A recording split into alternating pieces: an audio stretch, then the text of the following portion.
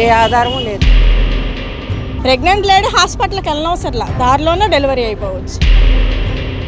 అన్ని డిపార్ట్మెంట్లు నాశనం అయినాయి. వాళ్ళు ఇష్టం వచ్చినట్టు అమ్ముతున్నారు, ఇష్టం వచ్చినట్టు జరుగుతుంది. విజయవాడలో అసలు మామూలుగానే మనం బతకలేం. ఒకటి కాదయ్యా, అన్ని వ్యవస్థలో సర్వనాశనం అయిపోయినాయి. ఇక దొంగోట్లతో మొన్న గెలిచాడు. 30 సంవత్సరాలు ఏపీ వెనక్కి వెళ్ళిపోయింది. ఆయన చెప్పిన దానికి విరుద్ధంగా చేస్తున్నారండి. ఆయన ఫస్ట్ అడిగినప్పుడు ఏంటంటే, ఒకసారి మీరు మమ్మల్ని గెలిపించండి, మేము అన్ని రకాలుగా మీకు అందుబాటులో ఉంటాం, అన్ని పనులు చేస్తూ ఉన్నారు. కానీ చేసింది ఏమీ లేదండి. నాకు బేసికల్గా రేషన్ కార్డు లేదు.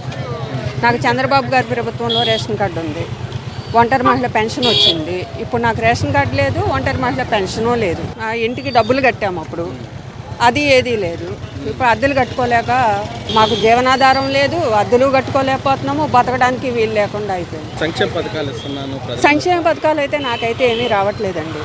నాకు ఏ పథకం రావట్లేదు. నాకు రేషన్ కార్డు లేదు, ఒంటరి మహిళ పెన్షన్ లేదు, ఏ ఆధారము లేదు. ఎందుకు తీసామంటే మాకు ఐటీ రిటర్న్స్ ఉన్నాయండి. మా బ్రదర్ ఎడ్యుకేషన్ నిమిత్తం నేను ఐటీ రిటర్న్స్ పెట్టుకున్నాను. ఆ ఐటీ రిటర్న్స్ మూలాన అన్నారు. సరే, ఆ ఐటీ రిటర్న్స్ క్లోజ్ చేసి మళ్ళీ ఇచ్చాను వాళ్ళకి. అయినా సరే నాకు రేషన్ కార్డు రాలేదు. తిరిగాను, అందరి చుట్టూతో తిరిగాను, వదిలేసాను. అంటే సంక్షేమ పథకాలు ఎవరికి వస్తున్నాయండి? సంక్షేమ పథకాలు అందరికీ రావాలి కదా. సంక్షేమ పథకం అంటే ఏంటి? ప్రజలందరికీ సంక్షేమ పథకాలు రావాలి, ఒకళ్ళిద్దరికి రావటం కాదు కదండి. ఇప్పుడు 90 మందికి వచ్చింది, మిగతా 10 కూడా అందులో మెంబర్సే కదా, వాళ్ళకు కూడా రావాలిగా. అందులో నేను ఒకదానిగా, మరి నాకు రావట్లా. కరెంట్ ఛార్జీలు ఇక అసలు చెప్పక్కర్లేదండి. ఇప్పుడు ఒకటండి, విజయవాడ ఎండలు ఎలా ఉంటాయో జనాలందరికీ తెలుసు, అవునా? విజయవాడలో అసలు మామూలుగానే మనం బతకలేం. అలాంటప్పుడు ఏసీ వేసుకోకుండా ఎవరు ఉంటారండి? ఏసీ వేసుకోకుండా కుదరదు. ఏసీ వేసుకుంటే కరెంట్ బిల్లు పెరిగిపోతుంది, అవునా? కరెంటు బిల్లు పెరిగిపోయినప్పుడు నువ్వు దాని నిమిత్తం రేషన్ కార్డు కట్ చేసి, అవి కట్ చేసి, ఈ కట్ చేసి, అదంతా కుదరదు కదండి. అదంతా కుదరని విషయం కదా. అవును, ఏసీ వేసుకోకుండా మనం ఉండలేం కదండి. ఇప్పుడు రాజధాని ఇక్కడే ఉంటుంది అని చెప్పి ఎలక్షన్ అప్పుడు జగన్మోహన్ రెడ్డి చెప్పారు. అవునండి. రాజధాని అనేది డిక్లేర్ చేసినప్పుడు ఆ రోజు చంద్రబాబు గారిని చెప్పినప్పుడు ఈయన దానికి ఓకే అన్నారు కదండి. అప్పుడు ఓకే అన్నారు. పాదయాత్ర చేసినప్పుడు చెప్పారు కదా, ఇక్కడే రాజధాని ఉంటుందండి అని చెప్పి. ఆయన కూడా ఓటేసిన మనిషే కదా. ఇప్పుడు మరి 3 రాజధానులు ఎందుకు? 3 రాజధానులు అంటే ఇప్పుడు ఏ రాజధాని అభివృద్ధి అవుతుంది? 3 రాజధానులు, ఒక రాజధానికే మనకు దిక్కు లేదు.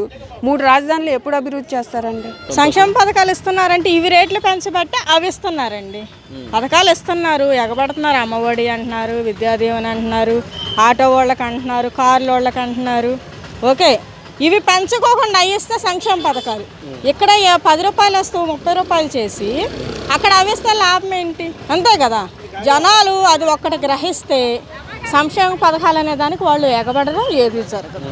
వాళ్ళు అది గ్రహించట్లా.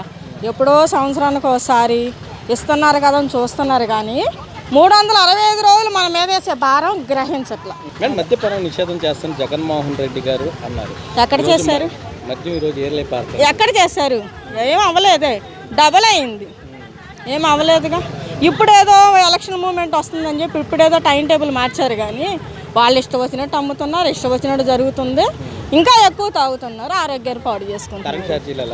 భయంకరంగా పెరిగినాయి. ఎన్నిసార్లు పెంచారు? 3-4 సార్లు పెంచారు. షాప్ వాళ్ళు కట్టే యూనిట్ రేటు హౌస్ పర్పస్ వాళ్ళు కడుతున్నారు. కరెంట్ రేట్లు పెరిగినాయి, భయంకరంగా ఉంది. ప్రెగ్నెంట్ లేడీ హాస్పిటల్కి వెళ్ళనవసరంలా, దారిలోనే డెలివరీ అయిపోవచ్చు. జగన్ వల్ల రాష్ట్రం అభివృద్ధి ఏం అవ్వలేదండి. అయితే వాళ్ళ పార్టీ వాళ్ళు అభివృద్ధి అయ్యారేమో, కానీ ప్రజలు మటుకు అవ్వలేదు. మాకైతే అవ్వలేదండి. ఆయన ఏదో అమ్మఒడి ఇస్తున్నాడు కదా, ఇంకోటి ఇస్తున్నాడు కదా, లేకపోతే వాలంటీర్లు వచ్చి మమ్మల్ని ఏదో చేస్తారని అనుకుంటే తప్ప దానికి తగ్గ మా డబ్బులు తీసుకొని మాకే ఇస్తున్నారు. మాకైతే ఏమీ ఉపయోగం లేదు. పరిస్థితి ఎలా ఉంది? పరిస్థితి గురించి చెప్పాలంటే 1 సంవత్సరం పడుతుందేమో. అన్ని వ్యవస్థలు కొలాప్స్ అయిపోయినాయి. ముఖ్యంగా యువత గంజాయికి అలవాటు పడి వాళ్ళ జీవితాలను నాశనం చేశాడు. ఒక్క స్కామ్ కాదు, ఒక ఇదిగా ఎన్ని చెబుతాం. అసలు ఏపీని 30 సంవత్సరాలు వెనక్కి తీసుకెళ్ళాడు. పాదయాత్ర చేసినప్పుడు ప్రతి సంవత్సరం జాబ్ క్యాలెండర్ విడుదల చేస్తానన్నారు జగన్మోహన్ రెడ్డి. విడుదల చేశారు. అసలు తన మనసులో అభివృద్ధి అనేది ఉంటేనేగా. ఎంత మట్టికి దోసుకుందామని వచ్చాడు, దోసుకుంటున్నాడు. ఇంకా 3 నెలల వరకు ఎంత వీలవుతే అంత దోసుకుంటాడు. లేదు, దోసుకుంటానికి కూడా ఏమి.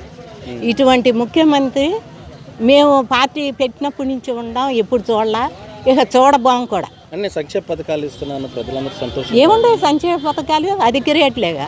అన్ని డిపార్ట్మెంట్లు నాశనం అయినాయి, వ్యవస్థలు నాశనం అయినాయి. అక్కడ రేట్లు పెరిగిపోయినాయి. ఏదో నొక్కుతున్నాను అంటున్నాడు, ఆ నొక్కిన దానికి డబల్ అధిక ధరలు. ఎంతవరకు అని కరెంట్ ఛార్జీలు ఎలా ఉన్నాయి? అసలు 8 సార్లు, ఇక అది అవుతే చెప్పక్కర్లా.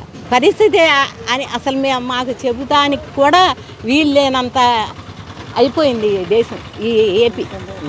అన్ని సంక్షేమ పథకాలు ఇస్తున్నాను, అందరికీ సంతోషంగా ఉన్నారు. 30 సంవత్సరాలు అధికారం. ఏమేస్తున్నాడు సంక్షేమ పథకాలు?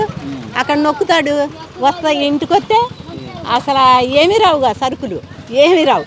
ఆ నొక్కటం మట్టుకే అంతే. రాష్ట్రం అభివృద్ధి అది అడిగే వాళ్ళకే ఇది అవుతుంది. ఎంత అభివృద్ధి అనేది కనపడుతుంది. ఇక ఏమి లేదు, ఒక నెలల్లో చెప్పినా కూడా ఇన్ని గురించి అసలు అవదు. రోడ్ల పరిస్థితి ఎలా ఉంది? రోడ్ల పరిస్థితి ఎలా ఉంది? ఇక దొంగోట్లతో మొన్న గెలిచాడు, మొన్న ఎలక్షన్లో దొంగోట్లతోనే గెలిచాడు. ఈసారి కూడా ట్రై చేయాలనుకుంటున్నాడు. ఏం ఉడక పప్పులు ఈసారి.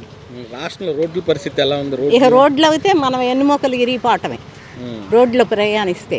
అంత ఘోరం ఒకటి కాదు, అన్ని వ్యవస్థలో సర్వనాశనం అయిపోయినాయి. యువత మరీ చెడిపోయింది. బీసీలకి మరీ అన్యాయం చేశాడు. బీసీ సోదరులు ఇప్పుడు ఆలోచించాలి. అక్కడ నొక్కటం కాదు, బీసీలకి పెద్దపేట వేస్తాను. ఏమేసాడు పెద్దపేట? ఎంతమందిని చంపాడు? కార్పొరేషన్లు ఏర్పాటు చేస్తాను. ఎంతమందిని చంపాడు? బీసీలని అనగదొక్కేశాడు. వాలంటీర్ వ్యవస్థ చెప్పి సర్వనాశనం చేశాడు. 4,000కి వాళ్ళని బలి చేసి వాళ్ళ జీవితాలను నాశనం చేశాడు. డిగ్రీలు చదివి, ఇంజనీర్లు చదివి వాలంటీర్లుగా తీసుకొచ్చి వాళ్ళ జీవితాలు నాశనం అయిపోయినాయి. 30 సంవత్సరాలు ఏపీ వెనక్కి వెళ్ళిపోయింది. చంద్రబాబు గారు వస్తేనే ఈ ఏపీ అనేది మళ్ళా నెమ్మదిగా కోలుకుంటుంది, స్పీడ్గా పోయినా.